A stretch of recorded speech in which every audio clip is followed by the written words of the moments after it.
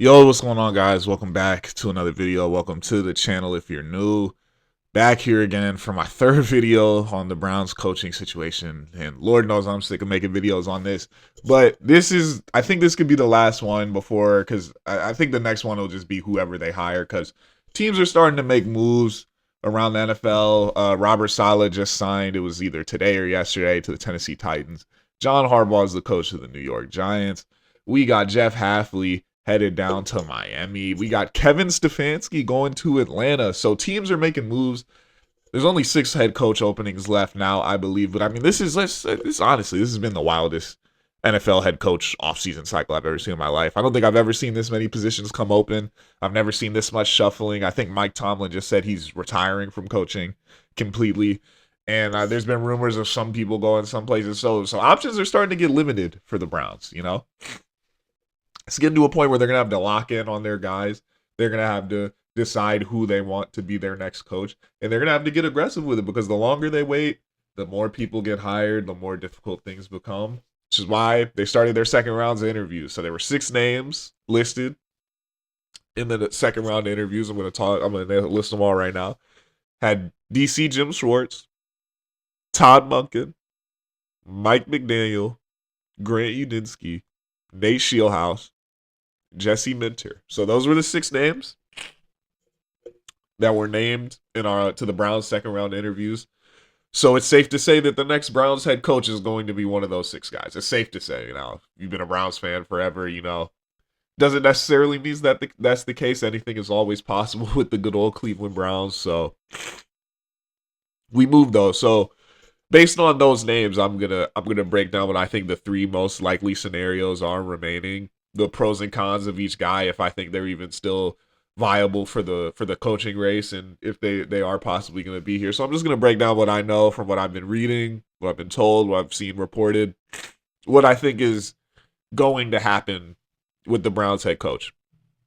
So let's start. Todd Monken. Don't think there's a chance he's coming here. One, I haven't heard many great things about him at all from like any of the media or anyone that's been around him. Like it just hasn't been good. And now with Harbaugh landing the job in New York, we're hearing it's likely that Monken's probably going to go there and be his OC, because he's probably not going to get the Browns job. Don't know if he was interviewing for any other head coaching positions, but it's looking like Tom Monken's going to be headed to New York to re-team up with John Harbaugh out there as the OC. So I've crossed him off the board. A lot of things, a lot of negative opinions I've heard about Monken, and that's no offense to him at all, but it just seems like something we shouldn't be interested in, and something we could safely say probably won't take place. Mike McDaniel, who honestly was like a top choice of mine, after Robert Saleh got the job in Tennessee, it seems that it is very likely that Mike McDaniel will be headed there to join him as an offensive coordinator, kind of taking the year off as a head coach, going and working with a young Cam Ward, getting some, they got draft capital coming in. He's probably going to get a nice young receiver with a top pick in Tennessee, do some work out there, work with Robert Saleh, see if they could get that turned around before he jumps back in. That's what it's looking like right now based on the reports. And that's tough. Mike McDaniel seemed to be the one where he could come in and he had that instant, like, it was proven. You've seen it. He's been a head coach. You've seen him do OC. Like, he's had his time in the league. He's seasoned. Second chance as a head coach, a return to Cleveland. Like, you thought it was going to be there. It's looking like it's not going to happen. So he may come in for the second interview where he kind of just says, I'm not interested. If not, at least there's a second interview, so it's still a chance. Personally, Mike McDaniel is a top candidate of mine still, but personally, I just think the ship is kind of sailed based on some of those reports breaking. So next up, Jim Schwartz. Got your guy. Defensive guy. He's been in the building. He's been the bright spot of the team the last couple years, for better or for worse, for most years for better, and then in some years for worse because we have nothing else better going on. Former head coach. He's an older guy, but the players love him. He's been talked about by multiple defenders, Grant Delpit, Myles Garrett, Denzel Ward, endorsed as someone who should be a head coach or a candidate. And it would allow for us to maybe get one of these other young guys that I'm going to talk about in still as a offensive coordinator. I'm gonna jump to the scenarios a little bit later after I finish going through everybody. Cons with Jim Schwartz. if we don't get a good OC, it's looking rough. Older guy, kind of not cleansing the culture, completely keeping him around, though a lot of us want to see him kept around because you want to see that defense continue to be what it was this year. But that's the obvious with Jim Schwartz. We've talked about him a million times. We knew he was going to be here. You knew it was going to be option. You knew it was likely whether he becomes head coach or stays DC that he's still going to be around. Jesse Minter is next up. And now this is an interesting one because Minter's a defensive guy. Him coming in likely means Schwartz is gone, in my opinion. Runs the same scheme, so that's not an issue as far as a scheme fit for the players. Probably one of the best defensive minds remaining, up there with Flores, who hasn't been hired by anyone yet. I think Brian Flores is only interviewed with the Steelers, so the lawsuit may be carrying some weight for him in his coaching search. Jesse Minter has learned under both Harbaughs so far in his career as a coach. Ever since he got to, I almost said San Diego. Ever since he got with the Chargers, they've been a top 10 unit in the league, top half unit in the league. They were awful before he got there. He's done nothing but prove that he can pay attention to detail and coach those guys up out there. Under Jim Harbaugh, he's done a great job. He's even tracking back to his time at Michigan. He's done a great job. He's proven that he's a great defensive mind. And the question is, if he comes in here, will he be that leader of men? And who will be the OC hire? Because the bottom line with the Browns is you have to have a plan to get this offense fixed next year. And that's why with the Jim Schwartz or Jesse Minters who are left, the main question is, what are you going to do at OC? We got to get the offense fixed. Simple as that. Got to get the offense fixed. Next up, we got Nate Scheelhaase. So here's why Nate Scheelhaase is intriguing.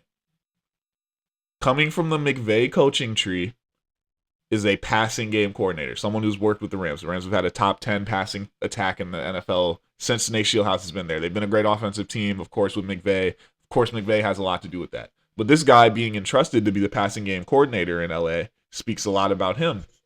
Former 4-year starter in Illinois, quarterback. So he's been tested as being a leader in a locker room before in his time at Illinois. You go then work under McVay. You've also worked in Iowa State. Experienced coach. He's a young guy, but he's got a lot of experience. The McVay coaching tree has also birthed a lot of good coaches in the NFL. Zach Taylor, say what you want about him. He's been an average, solid NFL coach. Matt LaFleur, in my opinion, has been a good NFL coach.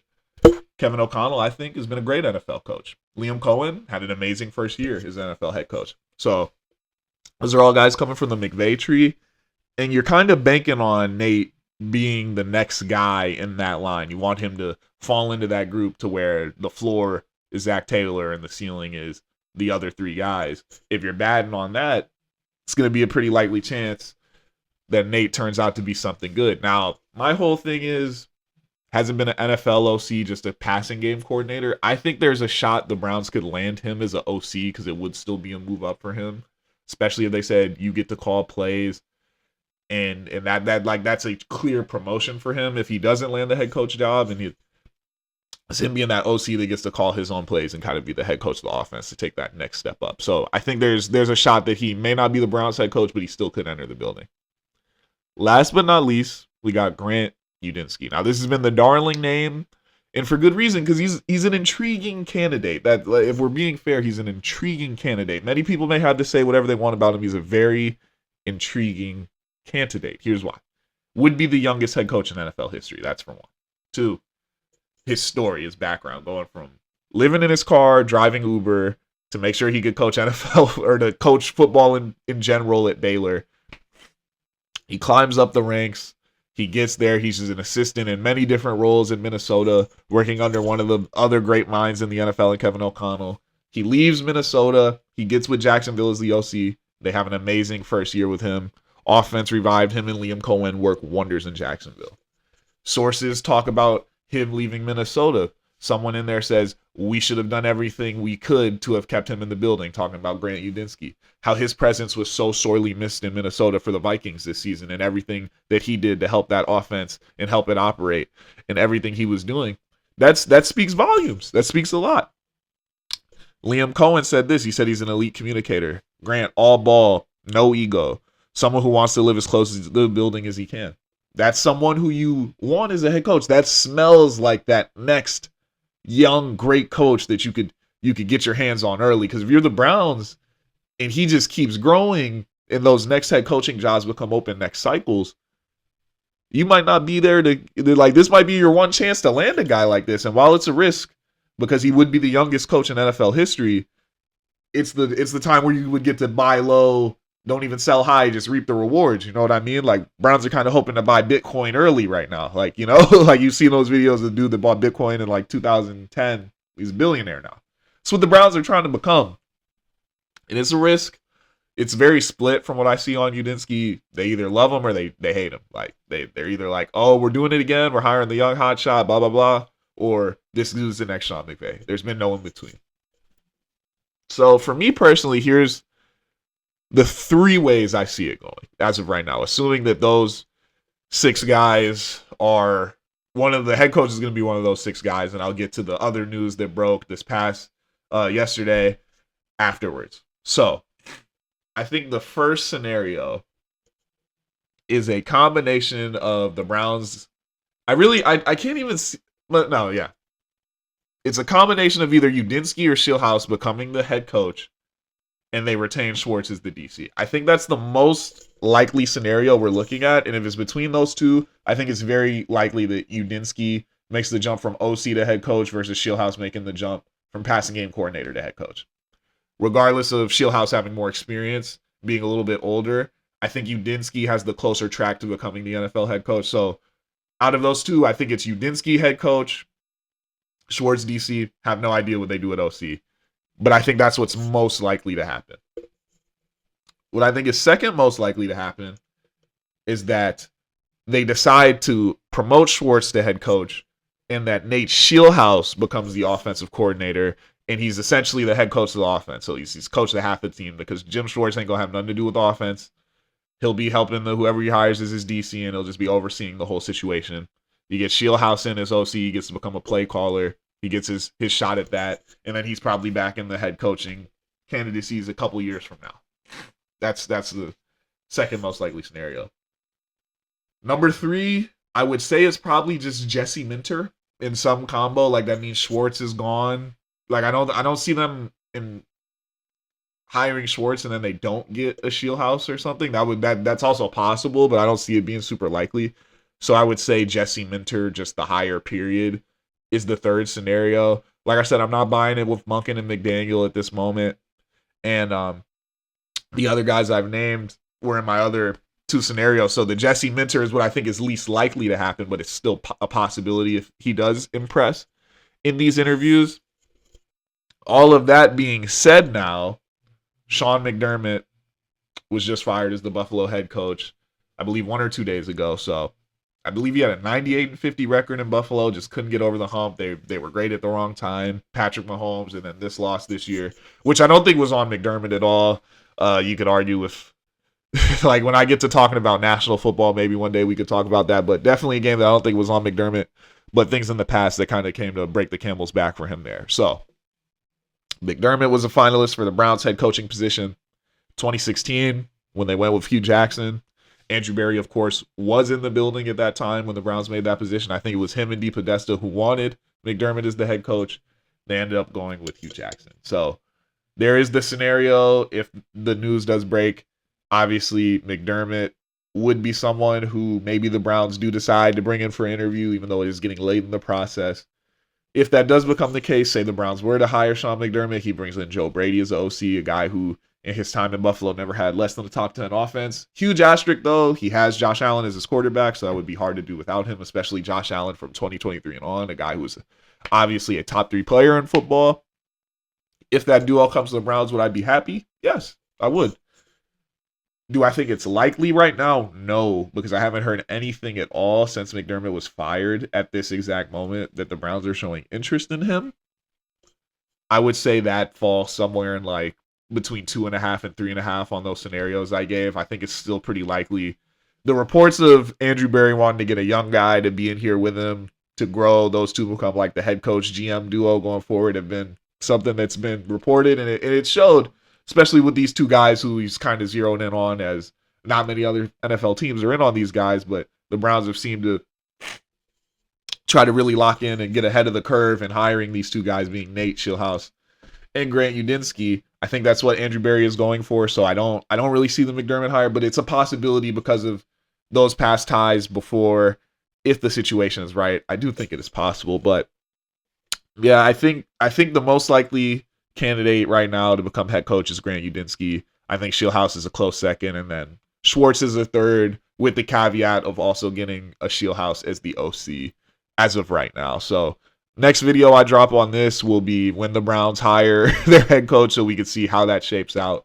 For all I know, it could be like Todd Monken, and then we're going to be sitting here like, oh man, what are we going to do now? But we'll wait until then to see. But till then, guys, I'll talk to you guys tomorrow. I'm working on this idea. I think it's going to be a good video talking about just a vast, another vast bunch of scenarios for what the Browns could be looking to do this offseason. I kind of wanted to wait for them to hire a head coach to make that video, but it is taking them forever, so I may drop it tomorrow. But till then, guys, hope you guys are all having a blessed day. Follow me on TikTok, Instagram. Check out my YouTube shorts, and I'll see you guys next time.